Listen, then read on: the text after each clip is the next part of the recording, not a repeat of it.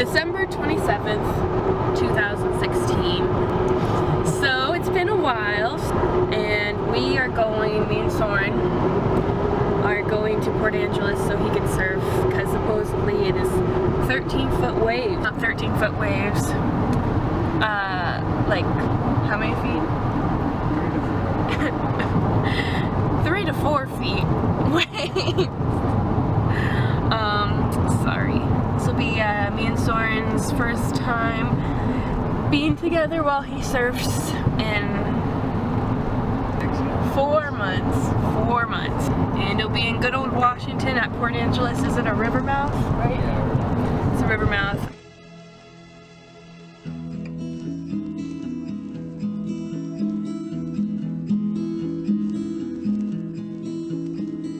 Girl without till the need seeps in below anymore. Collect your novel petals for the stem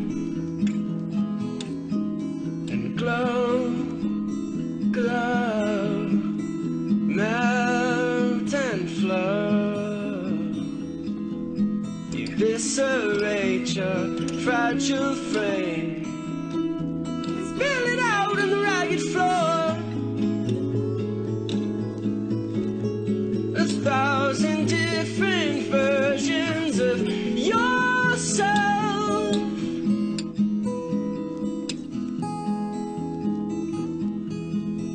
And if the old gods still offend, they got nothing left on which you depend. So enlist every ounce of your bright blood and off with their heads. Where is everybody? Jump from the hook. You're not obliged to swallow anything you despise. See those unrepentant buzzards want your life.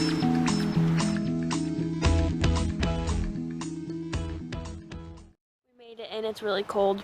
Oh, it's so cold. Why is it so cold? Because it's Washington.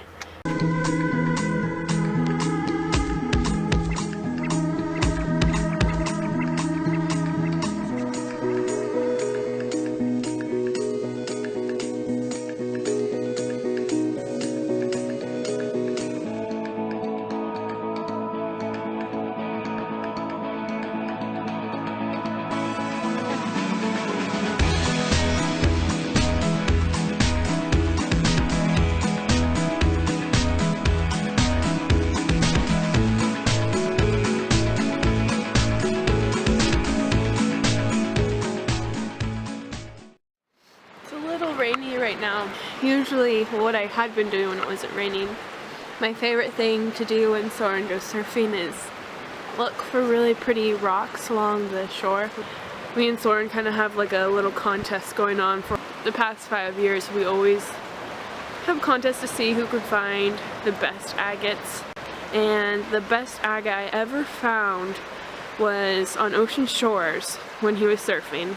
And while I was changing outside the car, taking off my wetsuit to go back home, I put the agate on top of the car by the door, and then we drove away and the agate went and left. So that was really sad. It was the best agate I ever found.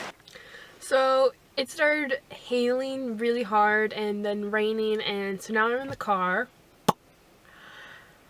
I can see Soren though actually from right where I am, so it's really nice. So it's actually nicer in here. Oh, oh no, he just let it go. Yeah, so it's pretty nice, better in the car, even though I can't look for rocks. But I did find some rocks. I'll grab them really quick. I usually always, I just find, well, unless it's an agate, which is still like a type of quartz, still mostly silica. Usually I just go for the quartz. I think every girl does. Here.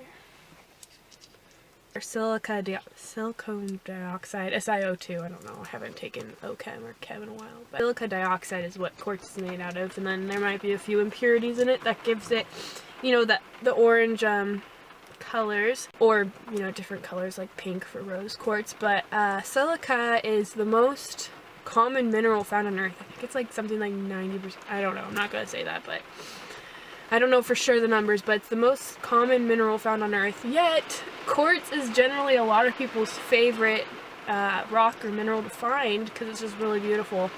It makes things like glass and just clear and those pretty white colors you see in stones, unless it has an impurity in it. But yes, I'm a basic when it comes to rocks. But anyway, so yeah, I have Soren's just sitting out there right now, so I will try and film him from the car when it gets a wave.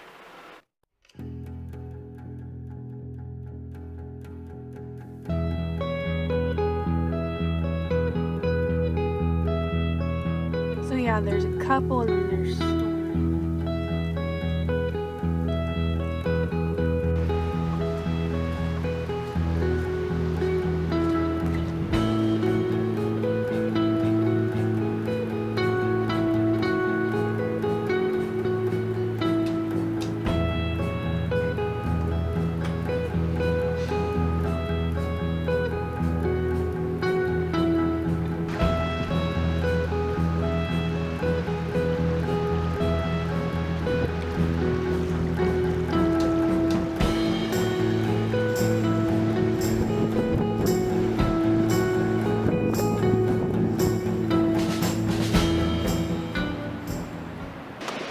So this is a beautiful chum salmon carcass. You can tell by the teeth here, characteristic of chums. That's why they're called dogs, because they got teeth like dogs. It's funny because here's this one, and here he is. This little lady, I have no idea what that is. The teeth just aren't very characteristic of those teeth you would find on a female chum. This is definitely a male, has the cape going on. Thought it'd be nice to come in here and just give a little talk about how important salmon are to the Pacific Northwest and our forest ecosystems, especially our mountain forest ecosystems, where there used to be not a lot of nutrients. A lot of our forests in the Pacific Northwest, especially those forests high up in elevation, they originally are made up of substantially granitic soils, and those soils are really low in nutrients. So salmon are super important to our forests originally started, because